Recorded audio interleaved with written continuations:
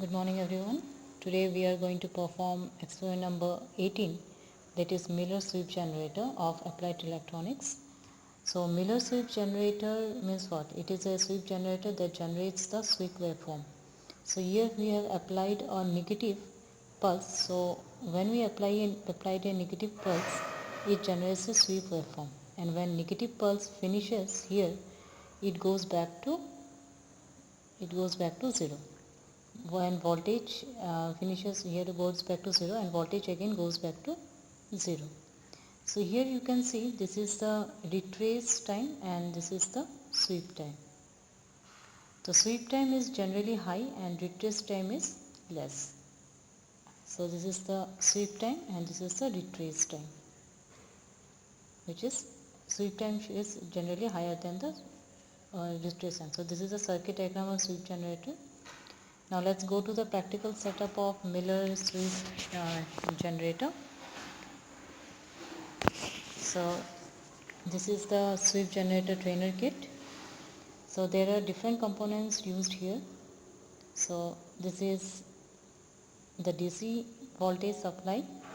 It gives DC supply to this Miller sweep generator. This is square wave generator or pulse generator. You can also call this a pulse generator.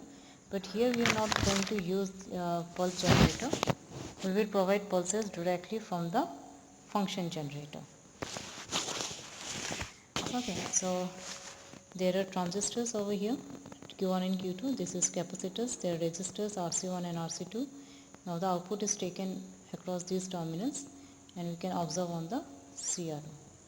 So this is the output and this is the input frequency which we have given from the function generator. Input frequency is 3 kilohertz and input voltage is 5 volt. Now let's go back to the observation table. So here write down the input voltage as 5 volt and input frequency as 3 kilohertz or 3000 hertz. So in CRO we have to calculate the practical retrace time and practical sweep time. So this is the so you can see, so here the practical retrace time and practical sweep time I have already calculated, but for you people I'm going to show you how to calculate the retrace time and sweep time. So this is the retrace time. So this is the retrace time. So you can see there is some sort of straight line over here. So from this point to this point it is a sweep time. So sweep time is, so now we'll calculate the sweep time over here. Let's first let me adjust this.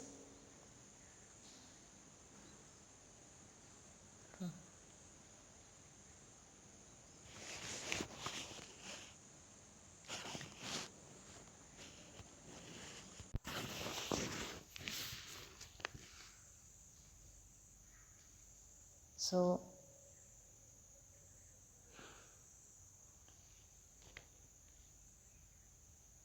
the sweep time is you can see the sweep time is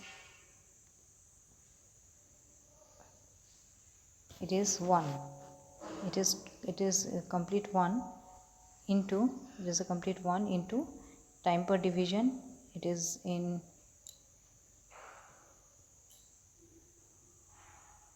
from here to here, it is 1. Sweep time is 1 second into,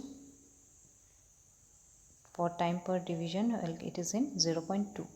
So 1 into 0.2 it is 0.2 millisecond. Our sweep time is 0.2 millisecond. Note down on the observation table.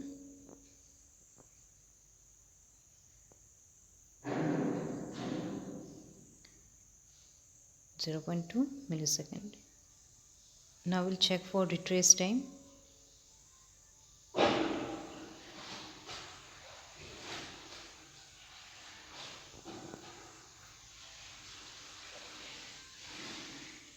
The retrace time is 0. It is somewhat, you can say it is,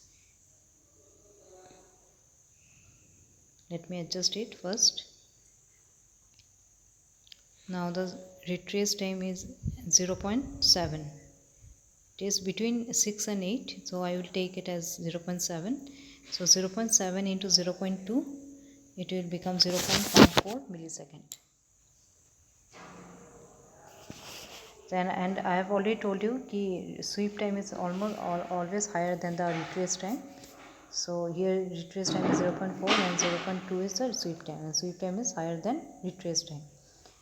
After calculating the practical retrace time and practical sweep time, now we have to calculate the theoretical sweep time. So it is given as formula 3 into RC beta plus 1. So value of C is 0.01 into 10 raised to minus 6, and RC value is 1 into 10 raised to 3, and beta value is 50 plus 1, and I got the value as 0.5 millisecond. I hope you have understood the concept of Miller sweep generator. Thank you.